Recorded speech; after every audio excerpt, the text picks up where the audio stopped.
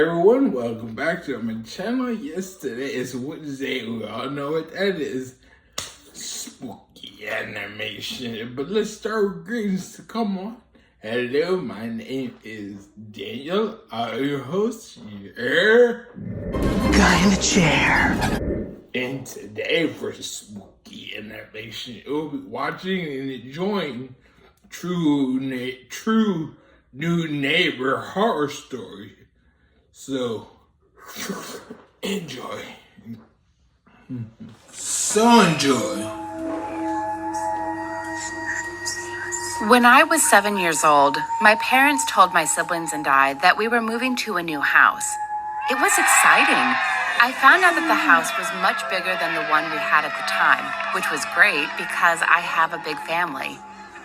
For some details, the house was in more of a rural area, and it was close to a forest. We finished getting everything and everyone situated about a month after we bought the house, and we were all happy with it. I ended up sharing a room with my sister, who we'll call Bella, which her and I were fine with. In our room, there was a big window covering almost the whole wall. My bed was in front of it. I noticed something was a little odd when, after about 3 weeks of being situated, I would hear knocking on the window late at night. But I just blew it off as a bat or something. But I was mistaken. This would going on about every other day at around any time between 9 or 10 p.m. And I know I wasn't just hearing things because Bella would hear it too. And even my cat would get scared sometimes if he was sleeping on my bed. He would be sleeping on my stomach, but when he would hear that, he would get scared and curl against my chest. This actually made me feel safe, so I would be fine. A couple years would go by with the same thing happening. And when I was around 10, I would still hear the knocking, but I would also hear scratching. Not scratching like a mouse or anything, but scratching as if someone was dragging their nails against the window. This scared me, but every time I would look to see if something was there, it stopped. I would sleep next to my cat every night, but he eventually stopped sleeping with me because this would annoy him. And on top of that, Bella had gotten her own room, so I was all alone. I had gotten sick of it, and I was sad because my cat wouldn't snuggle with me. I told my parents eventually. "Oh, you're just imagining it. Just stop overeating," they said. This got me a little frustrated, but mostly sad because they just blew it off right away. I even started sleeping in the living room on the couch. This didn't help, though, because the knocking and scratching started happening in the living room. I even tried the bathroom that had no windows, but then I would hear it on the door. I would hear it wherever I would go to sleep. I tried to ignore it, but I couldn't. It was terrible.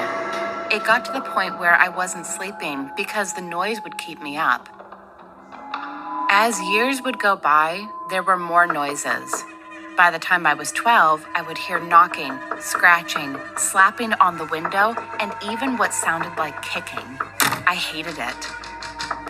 One day, when I was 13, however, a whole week went by without any noise at all. A week turned into a month, and a month turned into a whole year. It was great.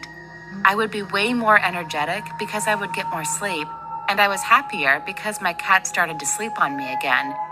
Everyone could see a change in my personality, and they thought it was great, so no one ever asked me about anything. One afternoon, my younger brother, who I'll call Jack, and I were playing with a soccer ball in the backyard. We were just kicking it back and forth, messing around with each other, when I accidentally kicked the ball too hard and it went far into the forest. Jack and I both went to get it, but we couldn't see it or find it anywhere. But we were getting a little far away from our house, so I said that we should go back. "Wait, look," Jack said. I looked where he was pointing, and down a hill, we saw a little wood cabin with a man in the front yard, and he was holding our soccer ball. Jack said we should ask him for it back, but I felt a little uneasy about it. I said we should just go back, but while I was turning around, Jack ran down the hill, shouting, "Hey, you have our ball!" I had to chase after him, and once we were both down, we were in the man's yard. "Oh, I'm sorry. I didn't know it was yours. It just rolled into my yard," the man said. He sounded really nice. I told him that I was sorry and that we were just playing and that I kicked it too far. He said it was fine and gave our ball back. He introduced himself as Tom. He looked to be in his late 40s or early 50s. He was tall and skinny, and he had short brown hair. He asked how old we were. That kind of made me uncomfortable, so I didn't answer. But without any hesitation, Jack said, "I'm 9 and she's 14. We live up there," as he pointed to our house. I looked at him with a concerned look because I thought he shouldn't be telling him that. There was a moment of silence when all of a sudden Tom said something that scared me, and I could tell it scared Jackson as well by the look of his face. He said, "Yeah, I know. I watch you guys outside sometimes." He snickered after he said this, which made me even more uncomfortable. I told him that we should get home because our parents are going to be wondering where we were. He sighed and then said it was fine. Jack and I both ran home, and we were both weirded out by that guy. Once we got home, he kept apologizing, and I kept saying it wasn't his fault that Tom guy was a creep. We decided not to tell our parents because we thought that they would get mad at us for going into the forest. Now that I think about it, that was stupid. About 1 week after that, I was about to fall asleep with my cat when all of a sudden, knock, knock, knock. I heard the knocks again. I couldn't believe it. A whole year without that terrible noise, and now it's back? I was so scared. This kept going on, so I looked up, and this wasn't a surprise, but it stopped. And when I looked away, it started up again. My cat left my room, which made me even more scared because now I was alone. I was fed up, so I decided to go outside and look if something or someone was there. I got up, walked to the back door, and went outside. It was about 10 p.m., so it was really dark. I don't think to get a flashlight, so I was just trying to rely on the moonlight. All of a sudden, I felt someone grab me from behind and cover my mouth. This terrified me, so I kept kicking. Whoever grabbed me wouldn't let me go and was carrying me into the forest. I cried and kept trying to think of what to do. I thought that I should bite his hand, so I did. He yelled as he dropped me. I then kicked his shin as hard as I could. I then looked at his face. I noticed that it was Tom. "You brat," he said as he tried to grab me again.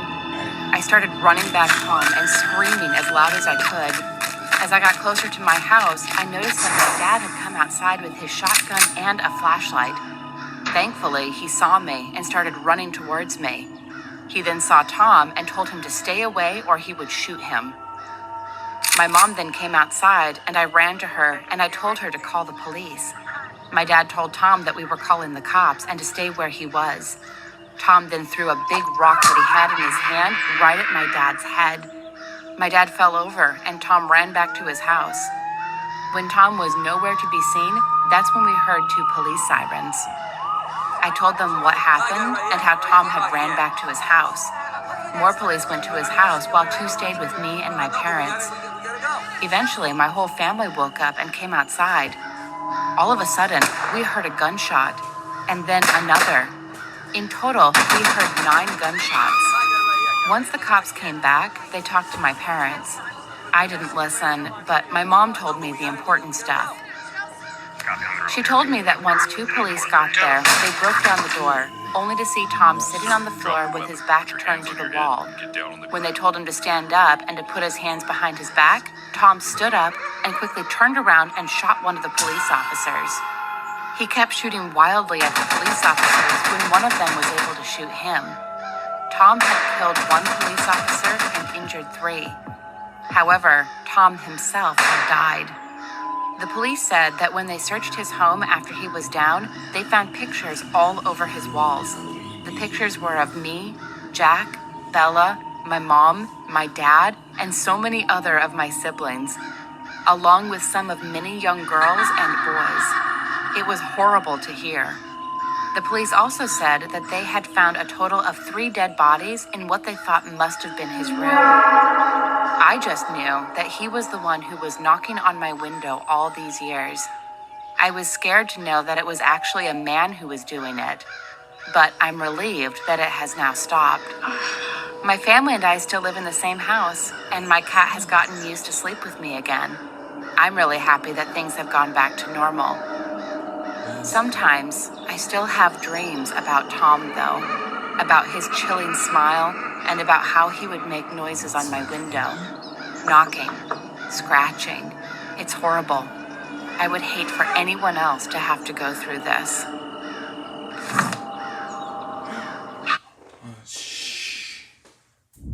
Hey guys, that's why you need to be careful out there. And remember, stranger danger. Kids these days, they don't know about that. Gruff dog and all that. I'm getting on topic. That time guy was kind of strange. He reminded me, want some candy?